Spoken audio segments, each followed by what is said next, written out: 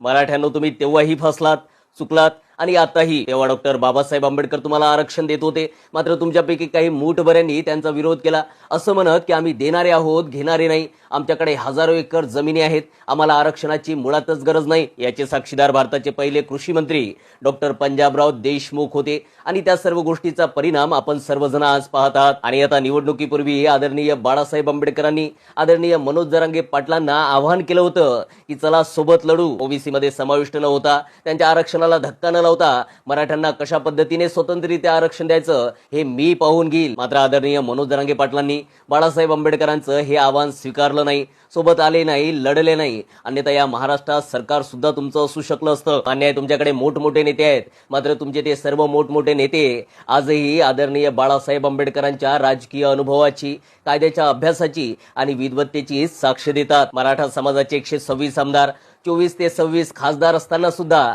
आज मुंबईमध्ये आंदोलकांसाठी असलेली रसद बंद केली जाते, शौचालय बंद केल्या जातात, पाण्याची व्यवस्था बंद केली जाते, हॉटेल्स बंद केल्या जातात. मग आता तुम्ही विश्वास कुणावर ठेवताय? त्याही वेळी आंबेडकर होते, आताही आंबेडकर आहेत. गरज आहे तुमच्या विश्वास ठेवण्याची.